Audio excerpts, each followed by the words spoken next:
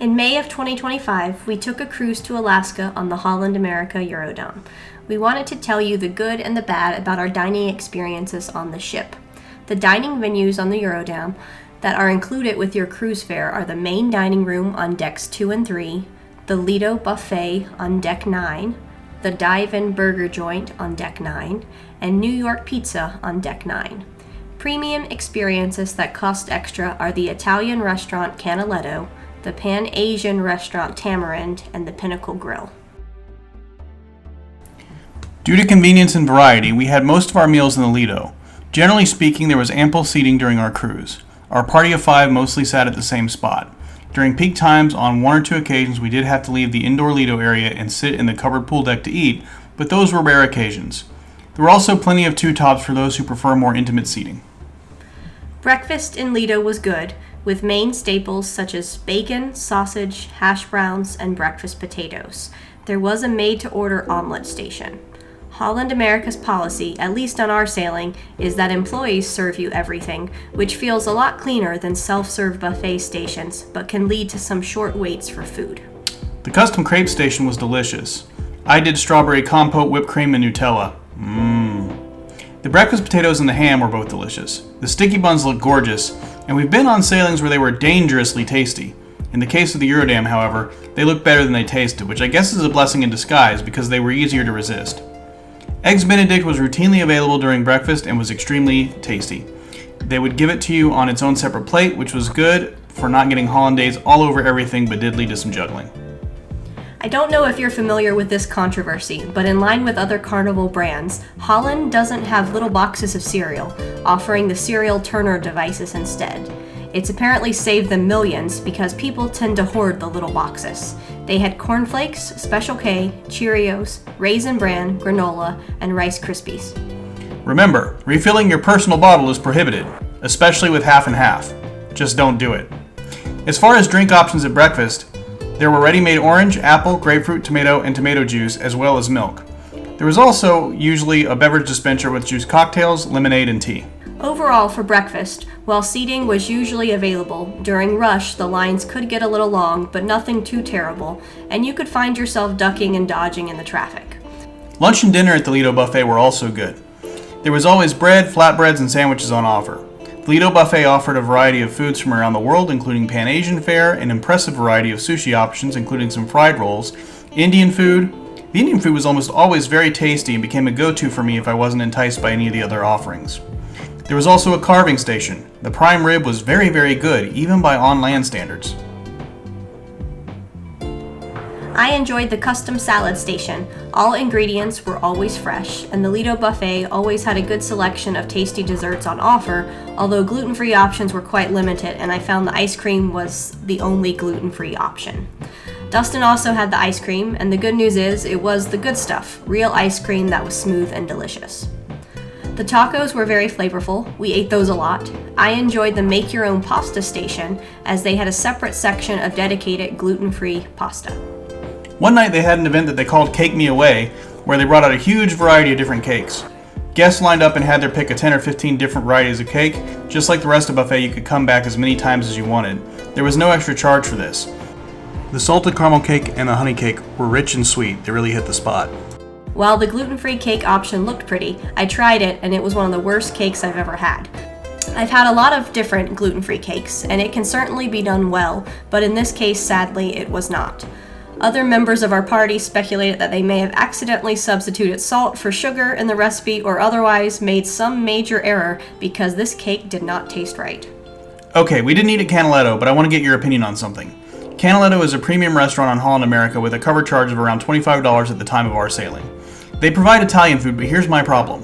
Canaletto isn't its own restaurant. It's a separate section of the Lido Buffet, just kind of cordoned off from the rest of the area with some tablecloths on the Lido tables. The Canaletto kitchen is just a section of the Lido Buffet kitchen area. Now, dining should be about the food, I guess, and maybe it's a little irrational to be put off on a restaurant just because it doesn't have walls. After all, I'm there to taste the food, not the walls, right?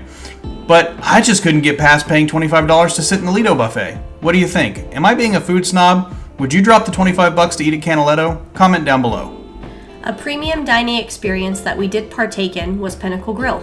As part of our Have It All cruise fare, we got to eat at one premium dining establishment, and we chose Pinnacle. The cover charge for Pinnacle Grill is around $50 per person if you don't have it included in your package. I was really impressed by the quality of the menus when we sat down. It occurs to me that even a lot of fine dining establishments on land have kind of moved to flimsy menus. And weird as it sounds, it was nice to get a menu with some heft to it.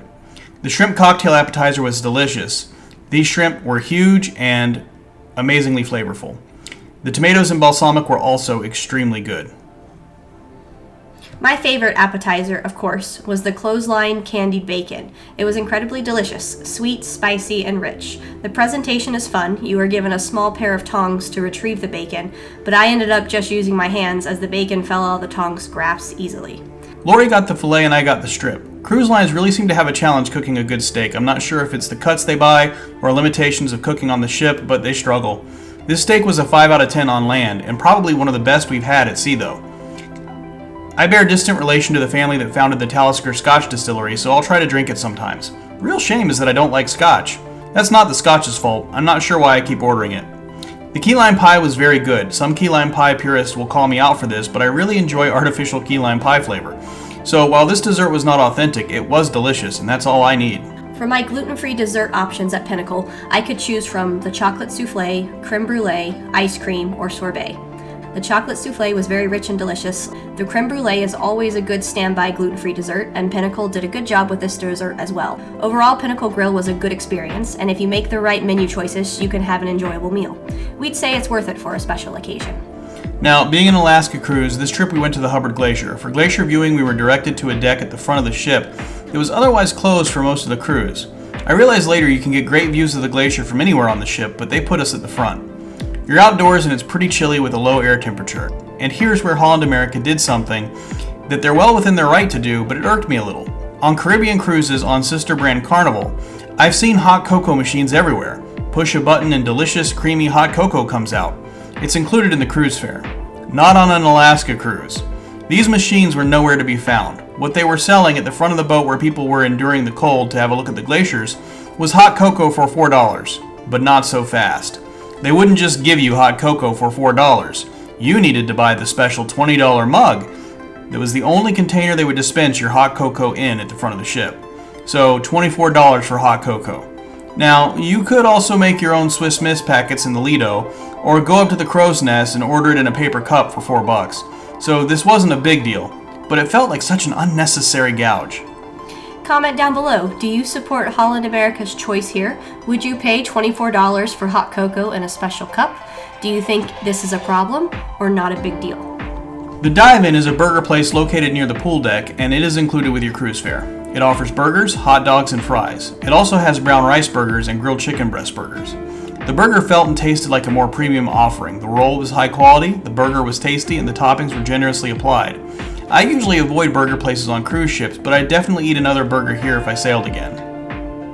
The gluten-free option at Dive-In was good one day, but not on another. The first gluten-free grilled chicken sandwich I had was great. I decided to come back on another day and try a burger.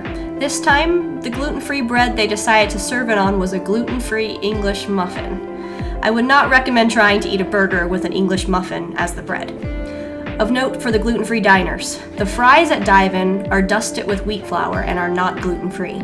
If you wanted fries, you would have to go into Lido and find the fries there during lunchtime. Our Have It All package included drinks, so we took the opportunity to try some alcoholic and mocktail beverages on the ship.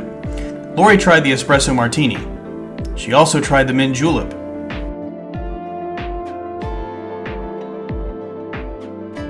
Our favorite was probably the mosquito because it tasted like barbecue sauce. We do not usually drink alcohol, so don't let this dissuade you. As far as we could tell, the bartenders did a good job.